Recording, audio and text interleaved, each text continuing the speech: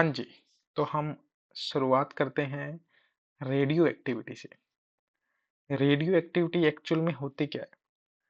और इस टॉपिक को हम पढ़ने जा रहे हैं, आपके नेट के एग्ज़ाम हो, आईआईटी जैम का एग्ज़ाम हो, आपका नीट का एग्ज़ाम हो या फिर जेईई का एग्ज़ाम हो। नेट का एग्ज़ाम हो, आपका जेईई का एग्ज़ाम हो, आईआईटी जैम के अंदर ये टॉपिक बहुत ज़्यादा इम्पोर्टेंट है। तो रेडियो एक्टिविटी एक्चुअल में होती क्या है?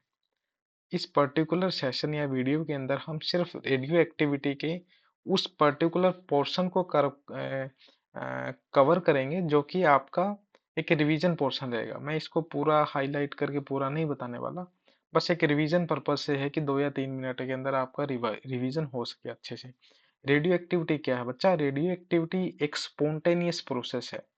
स्पॉन्टेनियस प्रोसेस का क्या मतलब होता है? जो कि अपने आप से ही होता है, उसको किसी एक्सटर्नल फोर्स, एक्सटर्नल एनर्जी की रिक्वायरमेंट नहीं होती उसको अकर होने के लिए। ठीक है। Radio activity is a spontaneous process, एक डिसइंटीग्रेशन है ऑफ एनी एलिमेंट। किसी भी एलिमेंट का स्पॉन्टेनियस बिना किसी एक्सटर्नल फोर्स के डिसइंटीग्रेशन होना रेडियो एक्टिविटी कहलाता है। डिसइंटीग्रेशन से क्या मतलब आपका? डिसइंटीग्रेशन से हम समझते हैं कि भाई ये कोई भी एलिमेंट है, अभी हमने देखा 5 से 7 मिनट के बाद या 1 या 2 मिनट के बाद हमने देखा ये एलिमेंट इतना रह गया और कुछ एक्सटर्नल पार्टिकल्स बाहर निकल गए, उनको हम रेडियो एक्टिव एलिमेंट्स बोल देते हैं। This is called the radio active elements. और रेडियो एक्टिव एलिमेंट्स के अंदर कौन कौन से एलिमेंट्स आते हैं? कोई भी आपका रेडियो एक्टिव एलिमेंट अगर डिसइंटीग्रेट होता है तो जो पर्टिकुलर रेडियो एक्टिव एलिमेंट्स वो लीव करेगा, क्योंकि उस एलिमेंट में से कुछ निकलेगा तभी तो कम होगा ना।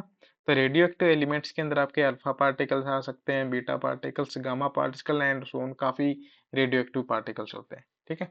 तो अभी हम जैसा कि हमने डिस्कस किया कि हम इसको नेट और जैम के रिगार्डिंग रिवीजन करेंगे। तो रेडियो एक्टिविटी को हम रिलेट करते हैं फर्स्ट ऑर्डर रिएक्शन से। फर्स्ट ऑर्डर रिएक्शन क्या होती है? जिसमें कि जो आपका रेट कांस्टेंट होता है वो डिपेंड करता है सिर्फ एक ही चीज के ऊपर। ठीक है। तो हमने काइनेटिक्स के अंदर पढ़ा है कि भाई जो इंटीग्रेटेड रेट इक्वेशन है ना, इंटीग्रेटेड, उसको लिखते हैं L N A nought upon में A T is equal to K one T K equal रखते हैं।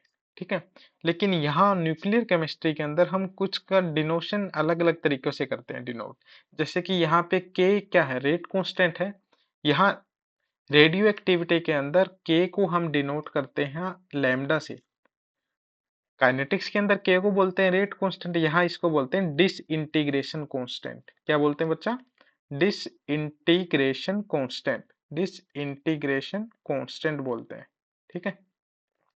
अब इसी से हम ड्रॉ करके देखते हैं। अभी एल एन को हटा के देखें, एल एन को हमने रिमूव किया, लॉग के अंदर कन्वर्ट करेंगे, क्या आपका कांस्टेंट आएगा? 2.30। आप सभी को पता है 2.303 log of A nought upon में ए टी। ठीक है। इज इक्वल टू के टी। बस इसी को आप रेडियो एक्टिव की फॉर्म में लिखेंगे। कैसे लिखेंगे? 2.303 log of N note upon में N T is equal to lambda into में टी। एन नोट क्या है? एन नोट वो इनिशियल कंसंट्रेशन है आपके पर्टिकुलर न्यूक्लियस की, जो आपने डिसइंटीग्रेशन से पहले देखा। और एन टी उसी न्यूक्लियस की कंसंट्रेशन है जो आपने टी टाइम के बाद देखा। ठीक है। बस इसी को हमने याद करना है। इसी के ऊपर काफी बार आपका क्वेश्चन आ जाता है CSIR नेट के अंदर, IIT जैम के अंदर। अभी आपने काइनेटिक्स के अंदर ये भी देखा होगा टी हाफ क्या होता है? टी हाफ वो पर्टिकुलर टाइम होता है जिस टाइम के बाद आपकी इनिशियल कंसंट्रेशन घट के हाफ हो जाती है, ए नोट बाई टू। यानी कि ए टी वो टाइम जिसके ऊपर A T become equal to A naught by two. बस इसी को देखना है। तो टी हाफ का फॉर्मूला आपने वहां से याद किया था, T half is equal to 0.693 upon K. बस इसके अंदर सेम इसी तरीके से याद करना है कि यहाँ पर टी हाफ को हम लिखेंगे is equal to 0.693 upon lambda. बस सिंपल है। ये दो फॉर्मूले हमने काइनेटिक्स से रिवाइज किए हैं, ना कि याद किए हैं। याद हम करके आए थे काइनेटिक्स के अंदर। ठीक है।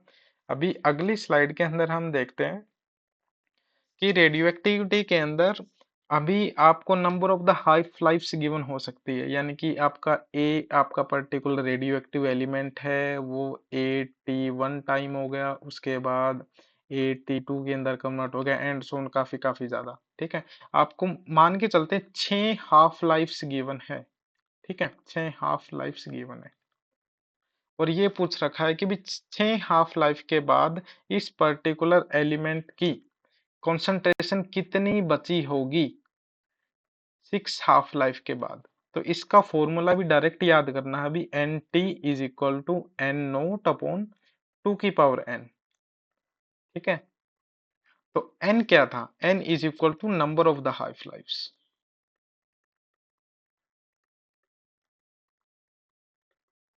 ठीक है, अब आगे इसकी यूनिट्स आती है। भाई कोई एलिमेंट है, वो आपका जैसे रेट कांस्टेंट के अंदर हमने यूनिट नहीं देखी थी भी, मोल पर लीटर पर सेकंड, मोल पर लीटर पर सेकंड, यहाँ पर लैम्डा इसकी डिसइंटीग्रेशन इसकी आपकी यूनिट्स क्या होती है, सबसे पहली यूनिट होती है इसकी क्यूरी। ठीक है, मैडम क्यूरी का नाम सुना होगा आपने, रेडियो एक्टिव एलिमेंट के उसमें काम कर रहे थे, उनमें इंसिडेंट हो गया था उनके साथ। ठीक है, एक क्यूरी किसके बराबर होता है आपका 3.7 इंटू 10⁻10 डीपीएस। यहाँ डीपीएस का क्या मतलब है, डीपीएस यानी कि डिसइंटीग्रेशन पर सेकंड, एक सेकंड के अंदर कितने डिसइंटीग्रेट हो रहे हैं। ठीक है, लेकिन ऐसा यूनिट हम इसके लेके चलते हैं बेटा बैक्यूरल। क्या लेके चलते हैं बच्चा, बैक्यूरल, या फिर हम बोलते थे एक बैक्यूरल एक डीपीएस के इक्वल होता है। तो ये आपका क्वेश्चन इन दो तीन फॉर्मूलों के ऊपर काफी बार नेट के अंदर आईआईटी जैम के अंदर आ जाता है। और बस सेशन का हम इधर से ही आज का इतना ही करेंगे, लेकिन एक एक्स्ट्रा चीज हम साथ में करेंगे। ठीक है, कनेक्टिविटी करके चलते रहेंगे सारे टॉपिक्स, एक्स्ट्रा चीज हम आज आपको याद करवाएंगे मैजिक नंबर।